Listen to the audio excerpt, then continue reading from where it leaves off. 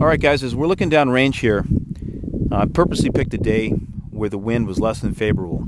Now not only do I have a wind, but it's not consistent. And this is really the day that I was waiting for. I've got a little bit of a wind coming into my face, and then a little bit from right to left, and occasionally it's actually left to right. And what's great about this is that I want to see how the pellet reacts in the wind, the 22 versus the 25. Now my goal today is not to see if I can shoot the tightest groups.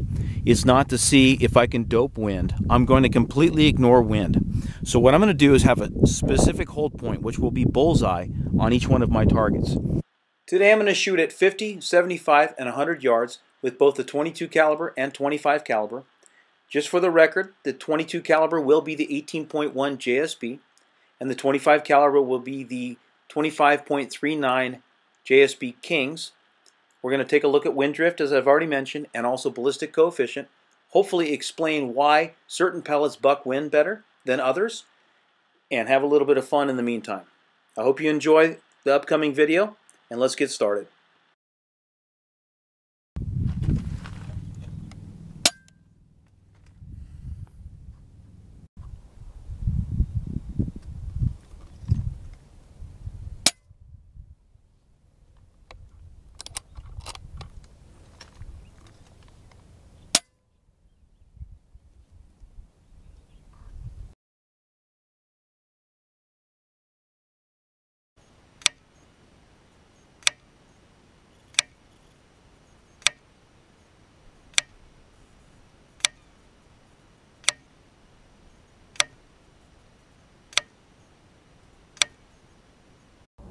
Okay, so now I brought these back home, put them on the workbench. We're going to take a look at each target individually. We're going to compare the 22 versus the 25. The first group, if you remember, was at 50 yards, and we had a little bit of a left to right wind. Just a reminder that every single target that I shot, my hold point was the orange circle. I wanted to see how much the pellet drifted in the wind and what kind of group it held. The unique wind that I had, as you can see here as this group kind of opened up a little bit, was not only was the wind coming from left to right, but it was also heading a little bit in a 45-degree angle. So it was causing the pellet to kind of rise and lower as the wind caught it. So this is at 50 yards. This was at 920 feet per second with the 22 caliber. And we'll take a caliper look and see how far it drifted.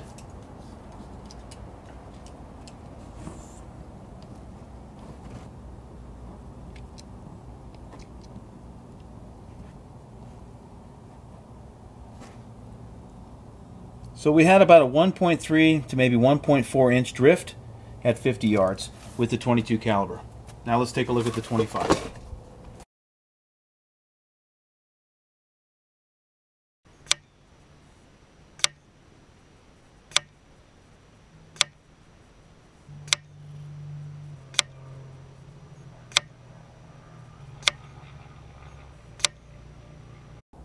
Okay, now we're looking at the 25 caliber. Again, remember the hold point was here at the orange dot. This is at 50 yards, shooting 920 feet per second. You can see here that the wind drift is about the same. I would not say that there was a significant improvement from the 22 to the 25. There is a little bit nicer group right here, but for 9 pellets, this is about the same, which I would call 1.3 inches, maybe 1.4 at the most.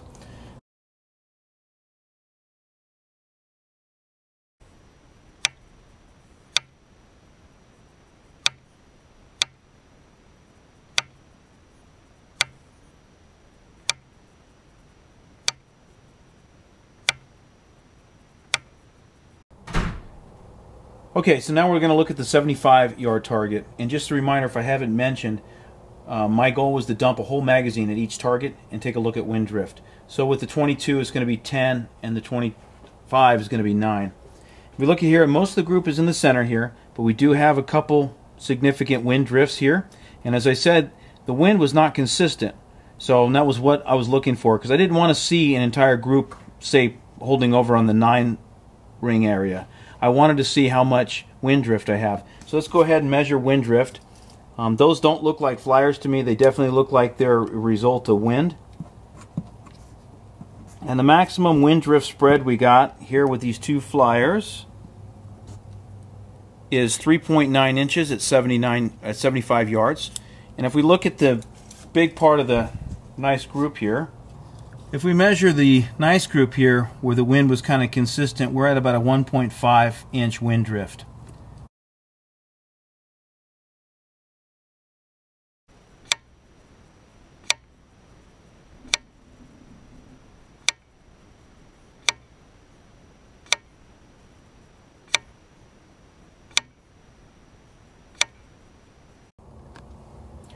Okay, now we're looking at the 25 at 75 yards.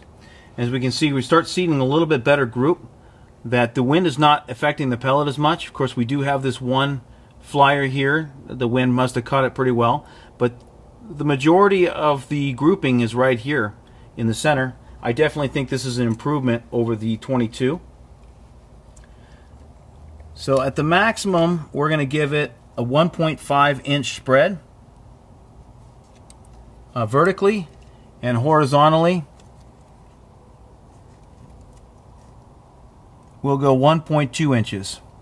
So 1.2 horizontal vertically, and a 1.5 horizontal.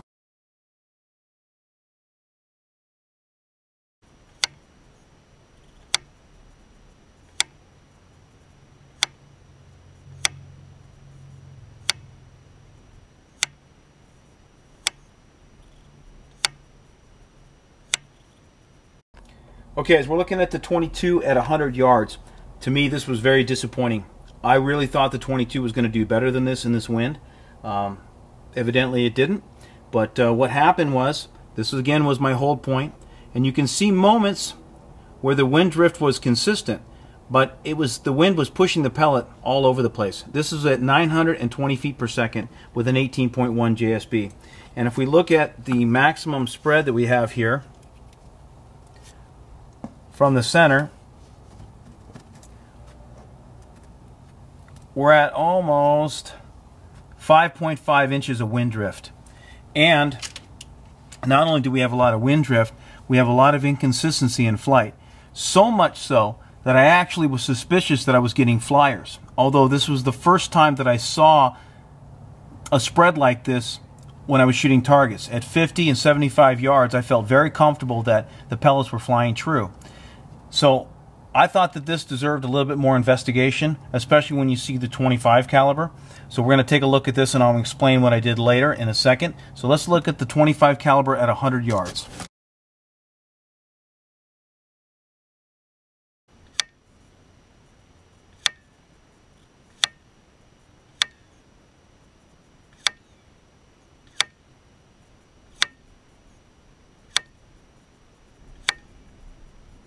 Okay, as we look at the 25 caliber at 100 yards, again, this was my hold point, and we can see that a majority of the 9 pellets hit almost dead center. Almost no wind drift at all. It was absolutely amazing. And the wind event between this grouping and this grouping was exactly the same. I read my Kestrel, and I was getting the same direction and wind in both targets. And we can see here that we had probably one that got caught and maybe a flyer, but a majority of the group, I'm very happy with this for not doping for any wind at all. And I would say that my maximum horizontal spread is 1.8, and if I throw in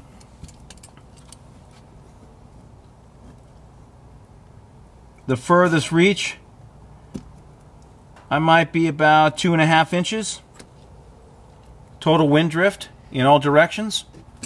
Not bad. I'm very happy with that. But looking at this 22 target, I felt like I could do better. Not me, but the pellet.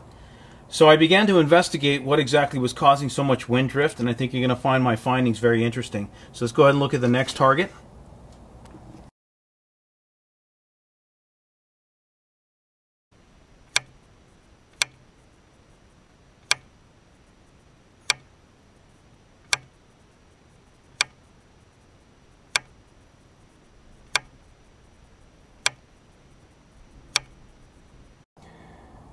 So as we look at the target here that I doped for wind, I want to bring back your memory here with the one that I didn't dope for wind. Now this is the same day, same wind event, same pellet, same speed. All I did here was I held for wind. And you can see that the group is much tighter, and that I had many of the pellets go through the same exact hole. This was a 10-shot group, and I just only wanted to show you this, and I'm not even going to really measure it because it doesn't really matter, because this is judging my shooting ability with that gun. I just wanted to show this target to show you that there's nothing wrong with the gun, that I'm not getting flyers, that the gun's potential accuracy is there if you dope for wind.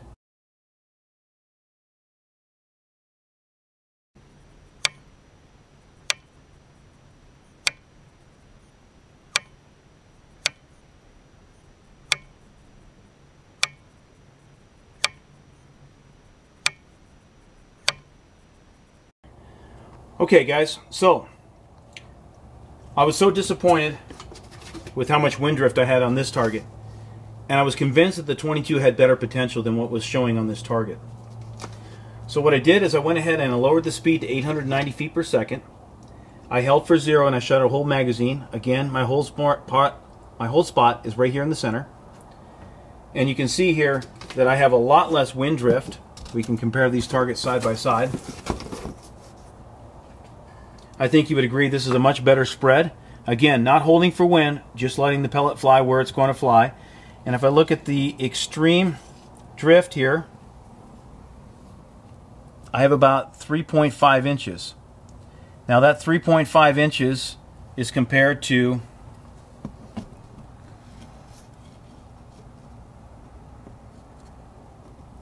almost 5.5 inches, 5.6 inches. So you can see the difference.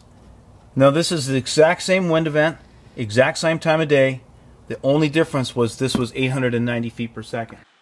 Comparing these two targets, it's clear that the 890 feet per second did better in the wind than the 920. The 920 has a 5.6 inch spread, and the 890 much less, as you can see here as I compare the calipers. This led me to question, does the 890 have a better ballistic coefficient than the 920? I know it wasn't luck. Both pellets were stable. I was able to shoot 0 at 920 feet per second when I doped for wind. So I decided to extend the test, check the 890 foot versus the 920, and now my plan is to test the ballistic coefficient of these two speeds at 50 and 100 yards.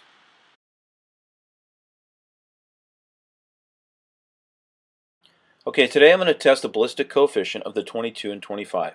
In order to do that, I need to know my near velocity, which is known as V1 or muzzle velocity, and my far velocity, which is also known as V2. I also need to know the distance between the two chronographs. And as you guys walk with me, this is actually the 50-yard range, which I will test first.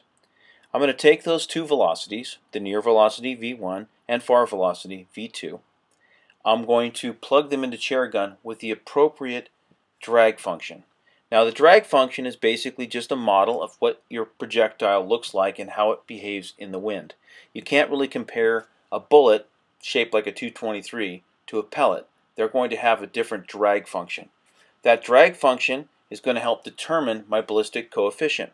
The ballistic coefficient is used to determine how much energy the pellet or projectile retains during its flight path, and this is one of the factors that determines how much drop the pellet will have.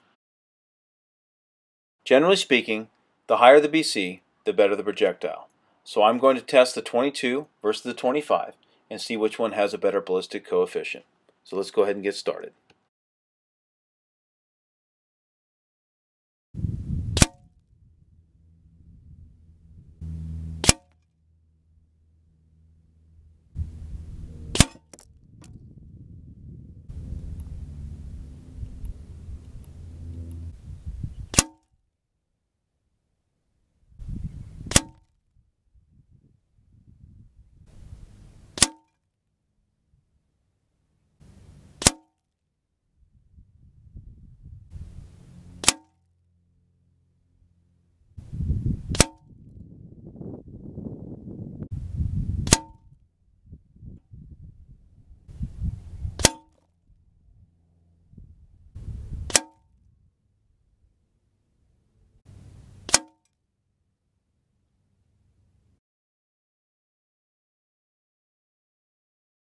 I'm going to use the ChairGun app. First thing I'll do is make sure that I'm on the GA profile.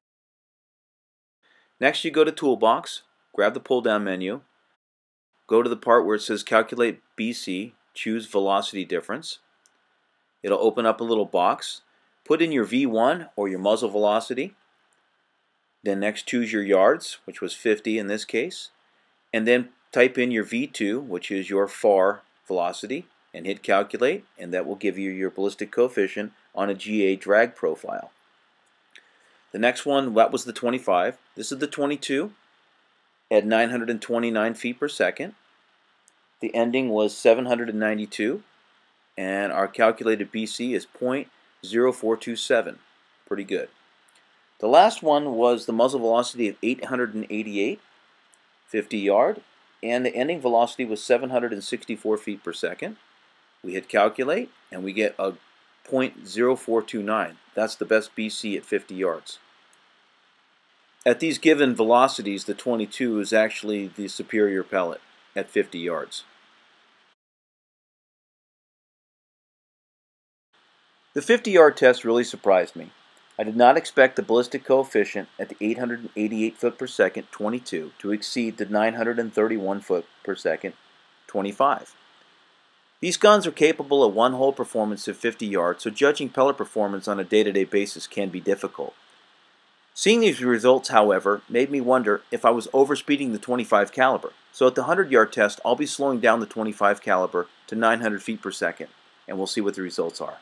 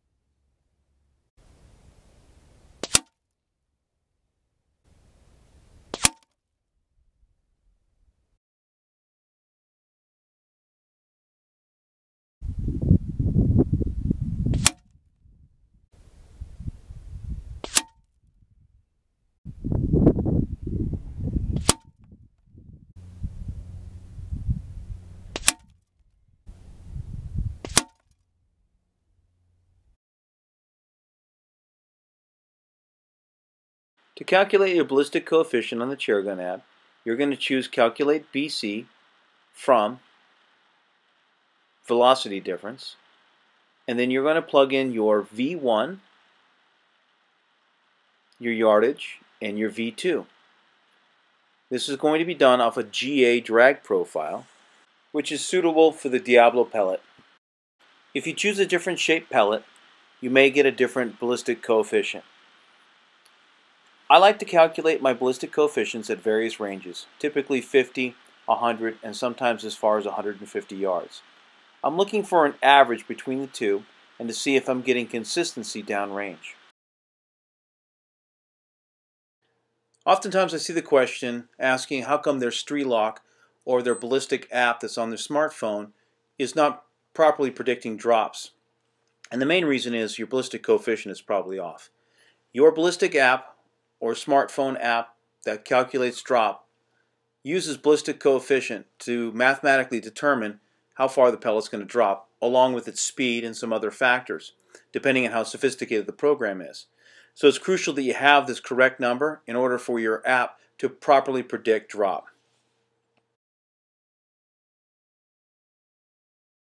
If you're having trouble reconciling your numbers on your ballistic app, there's a good chance your BC is not correct.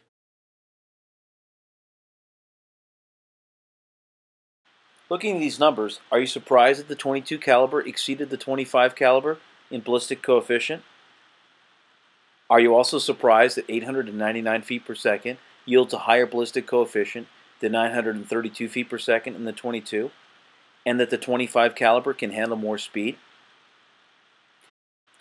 Generally speaking, the higher the ballistic coefficient, the better the projectile is at resisting wind drift.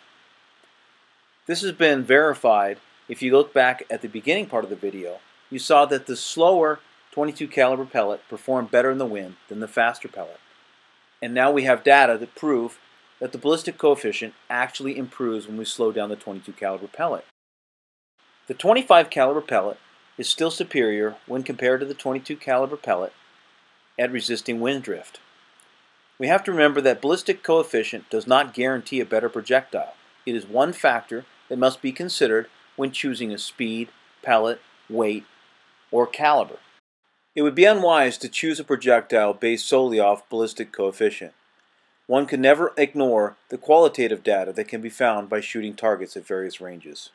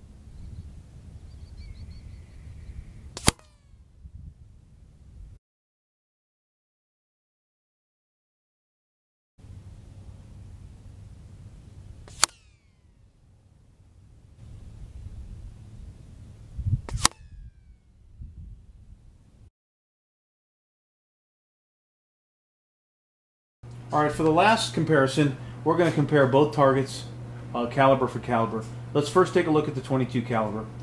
You saw that at 895 feet per second, we had a 4.6 inch drop and a 3.6 inch drop, almost an inch better, or exactly an inch better, at 930 feet per second. So if you're going to shoot short range, I'd say between 75 and 80 yards at the max, you might want to choose the 930 feet per second, because it does give you a little bit less drop, and you are going to have probably a little bit more power. At 895 feet per second, we still had less drop with the 930 feet per second at 11 inches compared to 12 inches here. But when we start looking at extreme long range, 125 yards or better, we see that the 895 feet per second was actually the winner at 22.6 inches compared to 23.5. So it's slightly better here. So the longer the range, the better the 895 feet per second performs. You also have the added advantage of less noise, more shots, and less wear and tear on your valve with the slower speed. Now looking at the 25 caliber, we see that the 930 feet per second exceeds it all the way down the line. 75 yards at 895 feet per second was 4.1 inches. At 75 yards, we had a 3.8 inch drop. At 100 yards, we had 12.4 inches. And at 100 yards at 930 feet per second, we had 10.75 inches. And then at 125 yards, this is where the big difference really started happening. And that is we got a 19.5 inch drop here at 125 yards at the 930 feet per second, compared to a 25.1 inch drop at the 895 feet per second. So I would definitely choose the faster speed for the 25 caliber. There is a little bit more noise, a little less shot count, but you're going to have a better ballistic coefficient and less elevation to dope. So I hope this helped, guys. Let's go ahead and do the last part of the test and have a little bit more fun. Thanks.